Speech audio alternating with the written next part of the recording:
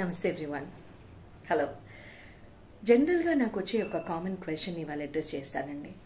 ఆ common question ఏంటంటే, madam మాకు ఏ బిజినెస్ సూట్ అవుతుంది, అసలు బిజినెస్ సూట్ అవుతుందా లేదా, మేము షేర్ బజార్లో ఇన్వెస్ట్ చేయొచ్చా, మేము రకరకాల investments, real estate, mutual funds, ఏదైనా ఆర్ఓఐ ఎక్కువ ఇచ్చే ఇన్వెస్ట్మెంట్స్లో ఏదైనా చేయొచ్చా, మాకు ఏది కలిసి వస్తుంది, మాకు ఫుడ్ బిజినెస్ కలిసి వస్తుందా, మాకు బొటీక్స్ కలిసి వస్తాయా, మాకు జ్యువెలరీ బిజినెస్ కలిసి వస్తుందా అనేసి అడుగుతూ ఉంటారు.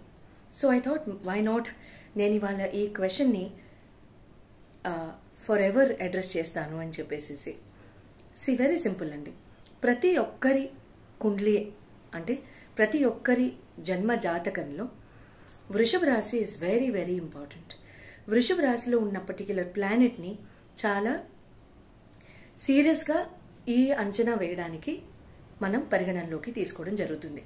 వృషభ రాశిలో ఉన్న ప్లానెట్ ఎస్పెషలీ ఒకవేళ మీకు గురువు గారు అయితే మాత్రం అప్పుడు గోల్డ్ ఇన్వెస్ట్మెంట్స్ కానివ్వండి, గోల్డ్ బిజినెస్ ఇన్వెస్ట్మెంట్స్ కానివ్వండి, లేకపోతే గోల్డ్ రిలేటెడ్ ఏదైనా గోల్డ్ కొనుక్కుని పెట్టుకోవడం కానివ్వండి, లేకపోతే గోల్డ్ రిలేటెడ్ ఈటీఎఫ్ ఇన్వెస్ట్మెంట్స్ కానివ్వండి, లేకపోతే గోల్డ్ బిజినెస్సే చేసే వాళ్ళు అవనివ్వండి, gem stones, jewellery etcetera etcetera, అటువంటి వాళ్ళకి కలిసి వస్తుంది. అదే వృషభ రాశిలో శుక్రుడు కనుక ఉంటే మళ్ళీ ఇంకొక తరహా, రాహు ఉంటే మళ్ళీ షేర్ బజార్లో మీరు ఇన్వెస్ట్ చేయడానికి చాలా చాలా చక్కగా మీకు ఆస్కారం ఉంటుంది. అండ్ ముఖ్యంగా మీరు పెట్టిన దానికి ఆ ప్రాఫిట్స్ అనేవి మీకు కనపడతాయి. అంతేకాని అంటే ఈ రెండు ప్లానెట్సే కాదు, just for the sake of example I told you this.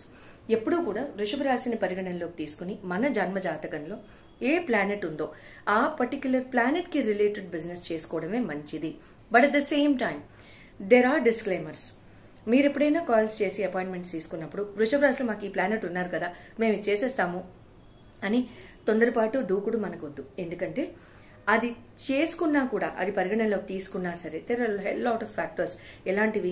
అసలు మనకి ముందు మార్కెటింగ్ పనికొస్తుందా, మనకి పార్ట్నర్షిప్ పనికొస్తుందా, బిజినెస్లో మనకి ఎవరైనా ఇన్వెస్ట్ చేయొచ్చా, మనకి ఎవరైనా స్పాన్సర్స్ ఉండొచ్చా, మనం ఎవరినైనా నమ్మి స్పాన్సర్ చేయొచ్చా, ఫండ్స్ పెట్టొచ్చా, వాళ్ళకి knowledge investment but at the same time నాది ఫైనాన్షియల్ ఇన్వెస్ట్మెంట్ అనుకున్నప్పుడు ఇటువంటివి మేము చేసుకోవచ్చా, ఇటువంటి ఆస్పెక్ట్స్ కూడా చాలా చాలా ఇంపార్టెంట్. అంతేకాని మనకి ఒక ఫీల్డ్లో ఇంట్రెస్ట్ ఉంది, లేదా మనకి ఒక ఫీల్డ్లో ఐడియా ఉంది, ఎవరో చేసున్నారు, సో మనకు కూడా బాగుంటుంది. That is not how business works as per astrology. ఎప్పుడు కూడా మన లైఫ్లో, మన కుండలిలో, మన బర్త్ చార్ట్లో మనకి ఏదైతే దోహదపడుతుందో, ఏ పర్టికులర్ బిజినెస్ అయితే దోహదపడుతుందో దాన్ని మనం ఎంతో చక్కగా పెంపొందింపు చేసుకుంటే చాలా చక్కగా ఉంటాయి. ఏదో గుర్తొస్తుంది కదా, అందుకనే కొంతమందికి బిజినెస్లు కొన్ని భలే క్లిక్ అవుతాయి. అబ్బా వాళ్ళకి అంత బాగా క్లిక్ అయింది ఎందుకని, వాళ్ళు కరెక్ట్గా అదే చేస్తూ ఉంటారు. అందుకని wishing you the very best until we talk about your kundli. Bye.